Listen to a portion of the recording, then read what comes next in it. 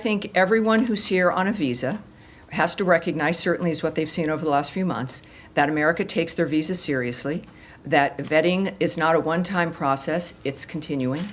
If things happen, if you get arrested, if there's some kind of an issue, it's probably going to be seen at some point. Those who are here from China on a visa understand that we are taking our national security seriously, and we are looking at their visas, and if everything's fine, terrific. But that will be a vetting that certainly continues and is important, clearly, to the administration. And just on the visa restriction policy announced yesterday over the censoring of Americans, can you provide any specific examples of what actions prompted the U.S. to institute this policy? And when might we expect any visa restrictions to be implemented? In a case like this, you're looking at a policy that is a reflection of what the Trump administration and the American people care about, which is the idea of Americans being censored. We experienced this through COVID, the nature of our ability to be able to speak our minds. And while I won't give you, or can give you, or would give you specifics about how this particular restriction would be approached, which is not done in a blanket way, right? That there's individuals who are flagged or who are seen as being a participant in some aspect of the censorship of Americans. What I can say is that all of what you see emanating from the Trump administration and the State Department is a reflection of the policy of this administration and what the American people want and expect when it comes to what their futures are going to hold. Again, on visas, yes. Hold on, please. Still on visas. Still on visas. One moment, I'll be back with you. Yes. One on the cable that went on Tuesday, it said they expected this expanded social media vetting guidance for visa applicants to go out in the coming days. Are you still tracking that timeline, and can you give us any guidance on what that is going to look like? Yes, I can't give you a specific timeline, but there will be more information. What I can say is that, in general, because that was an internal communication that was leaked, at the same time, we have confirmed that the details are accurate. Also, the Trump administration is focused on protecting our nation and our citizens by upholding the highest standards of national security and public safety through the visa process specifically. Every adjudication, as I noted to you, is a national security decision. And a visa, as a reminder, is not a privilege. It's a privilege. It's not a right. It's not a birthright. It's not something that you're owed, no matter where you come from. Every prospective traveler to the United States undergoes interagency security vetting. And this is important with these conversations because it seems like only certain groups are facing vetting with visas. Every single person does. So I would say that, yes, you're going to get more information. And this is, as a result, not an interminable kind of end. There is an end point, and it should be rather quick as consulates and embassies make adjustments when it comes to how they handle Can we expect visas. the appointments to open back up immediately after that guidance goes out to posts? Well, one thing I can tell you, a few things I can say is people can still make their application, do their regular steps, but it's a two-step process, right? You apply, and then you have to get an appointment to meet with people, to talk with them. Unlike often with the passport or something, there's a very specific process.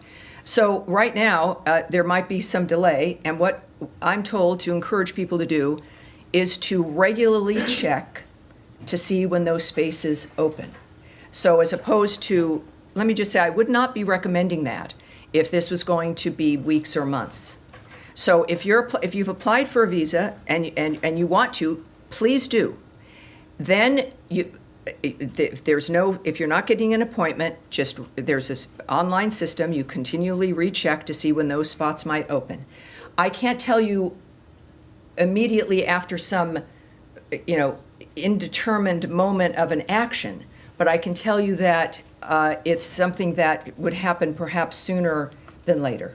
And then one more. On Harvard, my understanding is you are now reviewing all of the visas of Harvard-affiliated visa holders, not just students. Can you confirm that? And why is this broader review taking place? Do you expect it to impact medical professionals, for example, professors at the university? I hesitate only because all of this is regarding visas and the nature of our mission and the approach that we take regarding who is being scrutinized and how we're going to approach. So We're going to put that off. I think we probably will have a bit more on that next week, perhaps, but we'll put that off now. But what I can say clearly with all of the news over the last 48 hours is that the visa process is a key component of keeping the country safe. It is not targeted at certain only specific individuals.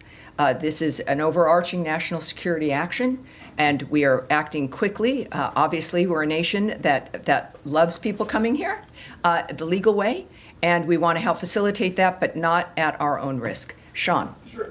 More on the visas. If you don't mind me emphasizing, as Daphne and Matt asked you on the language, the Secretary's statement yesterday aggressively revoked visas for Chinese students, including those with connections. It's not specific. He's not saying specifically those with connections. So, I mean, there are 277,000 Chinese students in the United States. I mean, should all of them feel that they're at some risk of having their visas revoked? I think everyone who's here on a visa has to recognize, certainly is what they've seen over the last few months, that America takes their visas seriously, that vetting is not a one-time process, it's continuing, and that if things happen, if you get arrested, if there's some kind of an issue, it's probably going to be seen at some point.